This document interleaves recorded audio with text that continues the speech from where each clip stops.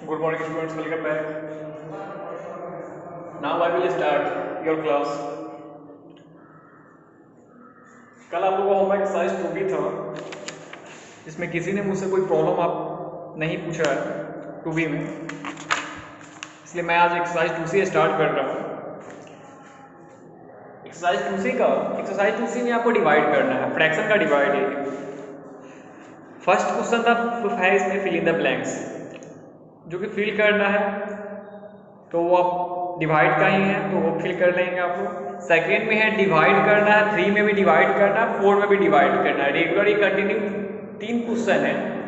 कि तीनों एक ही सेम टाइप का डिवाइड करना है आपको। तो मैं 2 क्वेश्चन इसलिए बताना से रिलेटेड डिवाइड से रिलेटेड 2 और 4। 2 नंबर में डिवाइड करना है, एक फ्रैक्शन दिया हुआ है आगे और बाद में एक इंटीजर दिया हुआ है। तो 1/2 को एक इंटीजर से डिवाइड करना है, 1/2 को 7 से डिवाइड करना है। तो आप जानते हैं जब डिवाइड करना होता है किसी फ्रैक्शन को या किसी फ्रैक्शन से डिवाइड करते हैं तो डिवाइड का साइन मल्टीप्लाई में होता है और ये रेसिप्रोकल हो जाता है, यानी राइट साइड का नंबर रेसिप्रोकल हुआ, दैट इज 7 1/7 में बदलेगा, 1/7 में कन्वर्ट हो जाएगा। अब ये जानते जैसे ही मल्टीप्लाई का साइन आएगा तो न्यूमरेटर से न्यूमरेटर को मल्टीप्लाई आप करेंगे और डिनोमिनेटर से डिनोमिनेटर को मल्टीप्लाई करेंगे। तो 7 × 14, 1 × 1 1 and 2 × 7 = 14, दैट इज 1/14 आपका आंसर है। ऊपर नीचे न्यूमरेटर डिनोमिनेटर उसके बाद लास्ट में देखते हैं कोई सेम टेबल से कटेगा, यानी 1 और 1/14 दैट इज किसी सेम टेबल से कटने वाला नहीं, डायरेक्ट आंसर 1/14 हो चुका होगा। अगर किसी सेम टेबल से कोई नंबर कटने वाला था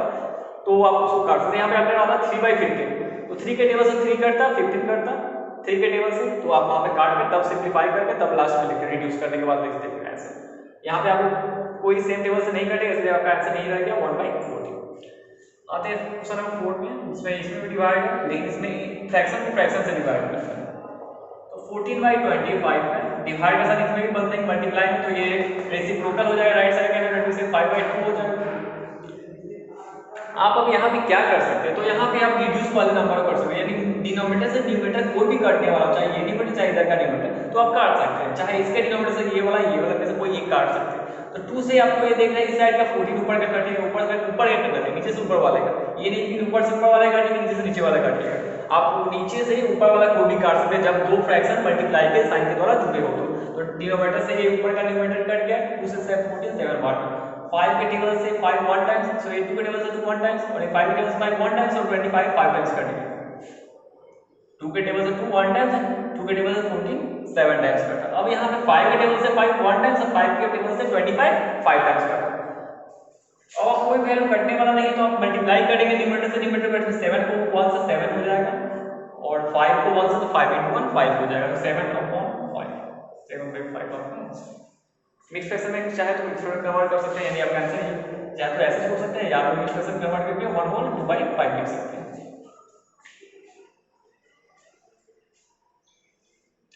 अब आते हैं क्वेश्चन नंबर 5 का सिंप्लीफिकेशन का, सिंप्लीफाई करना है, इसमें डिवाइड ही करना है लेकिन एक ब्रैकेट का यूज दे दिया, तो यहाँ से करते हैं इसको। पहले आप जानते हैं जब ब्रैकेट का यूज दिया जाए तो बॉडमास को लगाते पहले ब्रैकेट ही क्रिया करते हैं, इसलिए पहले डिवाइड ना करके आप ब्रैकेट ही क्रिया करेंगे। नहीं ब्रैकेट में जो है ऐड है तो ऐड करेंगे, सब्ट्रैक्ट करेंगे, मल्टीप्लाई तो मल्टीप्लाई करेंगे, लेकिन यहाँ पे ऐड है तो ऐड करेंगे, पहले ब्रैकेट क्रिया करते हैं बॉडमास रूल के अनुसार, इसलिए ये डिवाइड से डिवाइड में रख देंगे।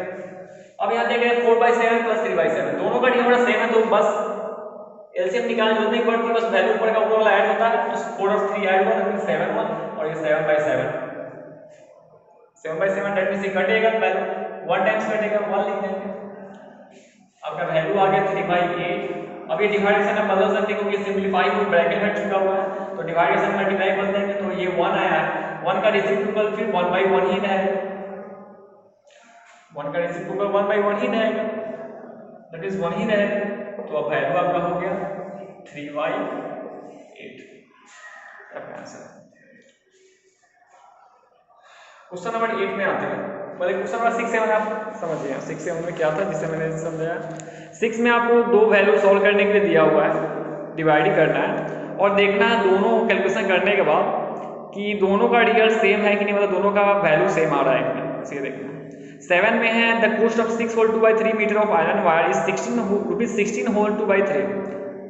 यानी आपको एक लेंथ दिया हुआ है आयरन वायर का और उसका कॉस्ट दिया हुआ है और 1 मीटर वायर का कॉस्ट निकालना, तो आप निकाल सकते हैं, डिवाइड करके निकाल सकते हैं। इसी के 7 का 8 में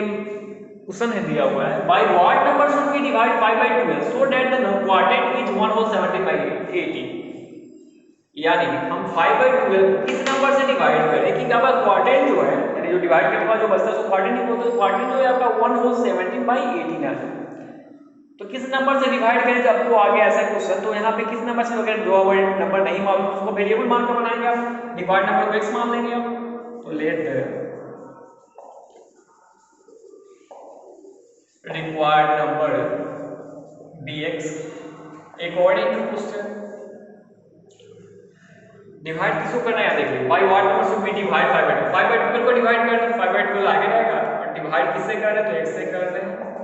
और डिवाइड करने के बाद वास्तविक क्वाड्रेंट कितना आता है तो 1 whole 17 by 18 जो कि इक्वल के बाद रहेगा डिवाइड करने के बाद इतना प्राप्त होता है तो 1 whole 70 by 18 इक्वल के बाद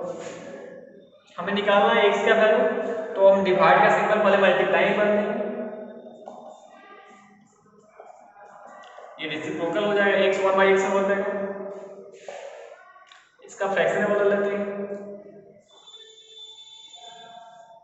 35 by 18 आ गया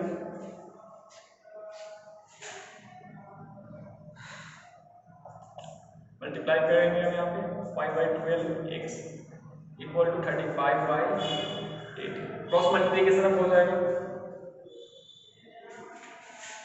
इस साइड में कर लेंगे 5 into 18 equal to 35 multiplied 12x हमें x का वैल्यू निकालना है इसलिए जो भी x से मल्टीप्लाई है वो इधर आएगा तो साइड चेंज करेंगे तो डिवाइड में बन जाएगा तो इधर लाएंगे सब 35 और 12 से डिवाइड हो जाएगा x यहाँ पे रह जाएगा बच्चा को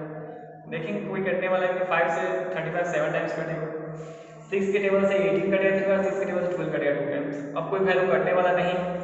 तो आपका आंसर आ चुका हुआ है इसलिए x इक्वल टू 3 by 2 7 या 40 दैट मींस 3 by 40 x का वैल्यू फाइंड आउट हो गया जिसे डिवाइड करना वो आपको फाइंड आउट हो चुका हुआ है 3 by 14 है 3 by 14 से आप 5 by 12 को डिवाइड कर दें क्वाड्रेंट आपका 1 whole 70 by 18 है। ऐसे ही आपको आगे का क्वेश्चन है जो कि कंप्लीट करना है सेम ऐसे ही टाइप का वर्ड प्रॉब्लम क्वेश्चन है।